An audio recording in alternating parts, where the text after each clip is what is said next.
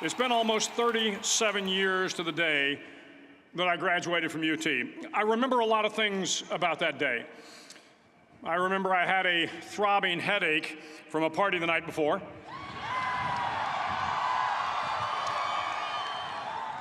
I remember I had a serious girlfriend, who I later married. That's important to remember, by the way. And I remember I was getting commissioned in the Navy that day. But of all the things I remember, I don't have a clue who the commencement speaker was, and I certainly don't remember anything they said.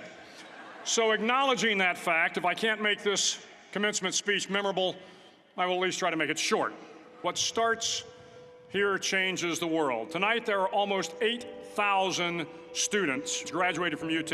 But if every one of you changed the lives of just 10 people, and each one of those people changed the lives of another 10 people, and another 10, then in 5 generations, 125 years, the class of 2014 will have changed the lives of 800 million people. 800 million people. Think about it.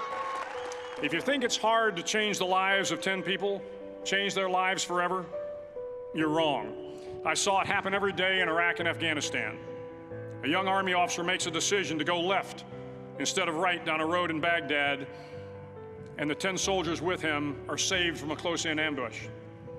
In Kandahar province, Afghanistan, a non-commissioned officer from the female engagement team senses that something isn't right and directs the infantry platoon away from a 500-pound IED, saving the lives of a dozen soldiers. But if you think about it, not only were those soldiers saved by the decisions of one person, but their children were saved, and their children's children. Generations were saved by one decision, one person. But changing the world can happen anywhere, and anyone can do it. So what starts here can indeed change the world. But the question is, what will the world look like after you change it? I have a few suggestions that may help you on your way to a better world. And while these lessons were learned during my time in the military, I can assure you that it matters not whether you ever served a day in uniform. It matters not your gender, your ethnic or religious background, your orientation, or your social status. Our struggles in this world are similar, and the lessons to overcome those struggles will apply equally to all. I've been a Navy SEAL for 36 years, but it all began when I left UT for basic SEAL training in Coronado, California. Basic SEAL training is 6 months of long, torturous runs in the soft sand, midnight swims in the cold water off San Diego, obstacle courses, unending calisthenics, days without sleep, and always being cold, wet, and miserable. It is 6 months of being constantly harassed by professionally trained warriors who seek to find the weak of mind and body and eliminate them from ever becoming a Navy SEAL. Every morning in SEAL training, my instructors, who at the time were all Vietnam veterans, would show up in my barracks room, and the first thing they'd do was inspect my bed. If you did it right, the corners would be square, the covers would be pulled tight, the pillow centered just under the headboard, and the extra blanket folded neatly at the foot of the rack. It was a simple task, mundane at best, but every morning we were required to make our bed to perfection. It seemed a little ridiculous at the time, particularly in light of the fact that we were aspiring to be real warriors, tough, battle-hardened SEALs. If you make your bed every morning, you will have accomplished the first task of the day. It will give you a small sense of pride, and it will encourage you to do another task, and another, and another. And by the end of the day, that one task completed will have turned into many tasks completed. Making your bed will also reinforce the fact that the little things in life matter. If you can't do the little things right, you'll never be able to do the big things right. And if by chance you have a miserable day, you will come home to a bed that is made, that you made. And a made bed gives you encouragement that tomorrow will be better. So if you want to change the world, start off by making your bed. During SEAL training, the students are all broken down into boat crews. Each crew is 7 students, 3 on each side of a small rubber boat, and 1 coxswain to help guide the dinghy. Every day your boat crew forms up on the beach and is instructed to get through the surf zone and paddle several miles down the coast. In the winter, the surf off San Diego can get to be 8 to 10 feet high, and it is exceedingly difficult to paddle through the plunging surf unless everyone digs in. Every paddle must be synchronized to the stroke count of the coxswain. Everyone must exert equal effort, or the boat will turn against the wave and be unceremoniously dumped back on the beach. For the boat to make it to its destination, everyone must paddle. You can't change the world alone. You will need some help. And to truly get from your starting point to your destination takes friends, colleagues, the goodwill of strangers, and a strong coxswain to guide you. If you want to change the world, find someone to help you paddle. Over a few weeks of difficult training, my SEAL class, which started with 150 men, was down to just 42. There were now 6 boat crews of 7 men each. I was in the boat with the tall guys, but the best boat crew we had was made up of the little guys, the Munchkin crew, we called them. No one was over 5'5". The Munchkin boat crew had 1 American Indian, 1 African American, 1 Polish American, 1 Greek American, 1 Italian American, and 2 tough kids from the Midwest. They out-paddled, outran, and outswam all the other boat crews. The big men in the other boat crews would always make good-natured fun of the tiny little flippers the Munchkins put on their tiny little feet prior to every swim. But somehow these little guys from every corner of the nation and the world always had the last laugh, swimming faster than everyone and reaching the shore long before the rest of us. If you want to change the world, measure a person by the size of their heart, not by the size of their flippers. Several times a week, the instructors would line up the class and do a uniform inspection. It was exceptionally thorough. Your hat had to be perfectly starched, your uniform immaculately pressed, your belt buckle shiny and void of any smudges. But it seemed that no matter how much effort you put into starching your hat or pressing your uniform or polishing your belt buckle, it just wasn't good enough. The instructors would find something wrong. For failing the uniform inspection, the student had to run, fully clothed, into the surf zone, then wet from head to toe, roll around on the beach until every part of your body was covered with sand. The effect was known as a sugar cookie. You stayed in the uniform the rest of the day, cold, wet, and sandy. There were many a student who just couldn't accept the fact that all their efforts were in vain, that no matter how hard they tried to get the uniform right, it went unappreciated. Those students didn't make it through training. Those students didn't understand the purpose of the drill. You were never going to succeed. You were never going to have a perfect uniform. The instructors weren't going to allow it. Sometimes, no matter how well you prepare or how well you perform, you still end up as a sugar cookie. It's just the way life is sometimes. If you want to change the world, get over being a sugar cookie and keep moving forward.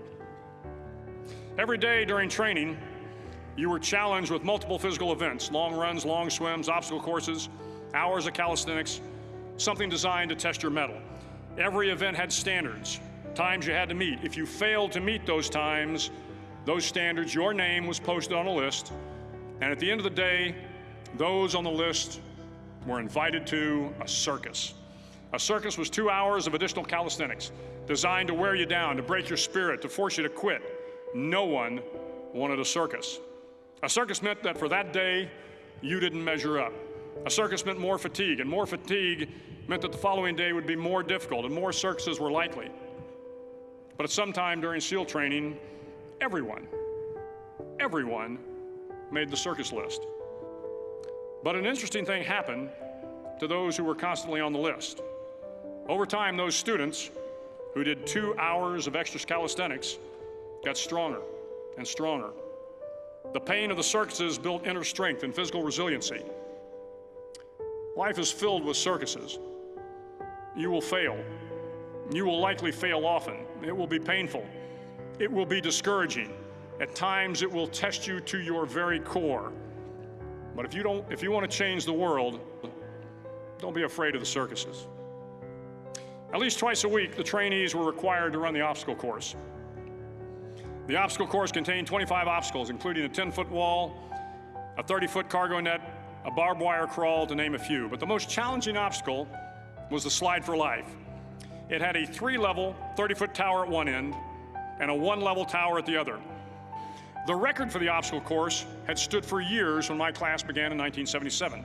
The record seemed unbeatable until one day a student decided to go down the slide for life head first. Instead of swinging his body underneath the rope and inching his way down, he bravely mounted the top of the rope and thrust himself forward. It was a dangerous move, seemingly foolish and fraught with risk. Failure could mean injury and being dropped from the course. Without hesitation, the student slid down the rope perilously fast. Instead of several minutes, it only took him half that time. And by the end of the course, he had broken the record. If you want to change the world, sometimes you have to slide down the obstacles head first. As Navy SEALs, one of our jobs is to conduct underwater attacks against enemy shipping. The ship attack mission is where a pair of SEAL divers is dropped off outside an enemy harbor and then swims well over 2 miles underwater, using nothing but a depth gauge and a compass to get to the target. During the entire swim, even well below the surface, there is some light that comes through. But as you approach the ship, which is tied to a pier, the light begins to fade. The steel structure of the ship blocks the moonlight. It blocks the surrounding street lamps. It blocks all ambient light. To be successful in your mission, you have to swim under the ship and find the keel, the center line, and the deepest part of the ship. This is your objective. But the keel is also the darkest part of the ship, where you cannot see your hand in front of your face, where the noise from the ship's machinery is deafening, and where it gets to be easily disoriented, and you can fail. Every SEAL knows that under the keel, at that darkest moment of the mission, is a time when you need to be calm, when you must be calm, when you must be composed, when all your tactical skills, your physical power, and your inner strength must be brought to bear. If you want to change the world, you must be your very best in the darkest moments. The 9th week of training is referred to as Hell Week. It is 6 days of no sleep, constant physical and mental harassment, and one special day at the mud flats. It is on Wednesday of Hell Week that you paddle down to the mud flats and spend the next 15 hours trying to survive this freezing cold, the howling wind, and the incessant pressure to quit from the instructors. As the sun began to set that Wednesday evening, my training class, having committed some egregious infraction of the rules, was ordered into the mud. The mud consumed each man till there was nothing visible but our heads. The instructors told us we could leave the mud if only 5 men would quit. Only 5 men, just 5 men, and we could get out of the oppressive cold. Looking around the mud flat, it was apparent that some students were about to give up. It was still over 8 hours till the sun came up. 8 more hours of bone-chilling cold. The chattering teeth and the shivering moans of the trainees were so loud, it was hard to hear anything. And then one voice began to echo through the night. One voice raised in song. The song was terribly out of tune, but sung with great enthusiasm. One voice became 2, and 2 became 3, and before long, everyone in the class was singing.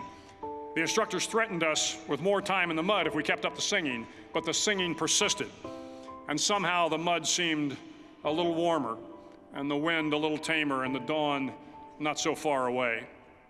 If I have learned anything in my time traveling the world, it is the power of hope, the power of one person, a Washington, a Lincoln, King, Mandela, and even a young girl from Pakistan, Malala. One person can change the world by giving people hope. So if you want to change the world, start singing when you're up to your neck in mud. Finally, in SEAL training, there's a bell. A brass bell that hangs in the center of the compound for all the students to see. All you have to do to quit is ring the bell. Ring the bell, and you no longer have to wake up at 5 o'clock. Ring the bell, and you no longer have to be in the freezing cold swims. Ring the bell, and you no longer have to do the runs, the obstacle course, the PT, and you no longer have to endure the hardships of training. All you have to do is ring the bell to get out. If you want to change the world, don't ever, ever ring the bell. To the class of 2014, you are moments away from graduating, moments away from beginning your journey through life, moments away from starting to change the world for the better. It will not be easy, but you are the class of 2014, the class that can affect the lives of 800 million people in the next century. Start each day with a task completed. Find someone to help you through life. Respect everyone. Know that life is not fair and that you will fail often. But if you take some risks, step up when the times are the toughest, face down the bullies, lift up the downtrodden, and never, ever give up, if you do these things, the next generation and the generations that follow will live in a world far better than the one we have today. And what started here will indeed have changed the world for the better. Thank you very much. Hook 'em horns.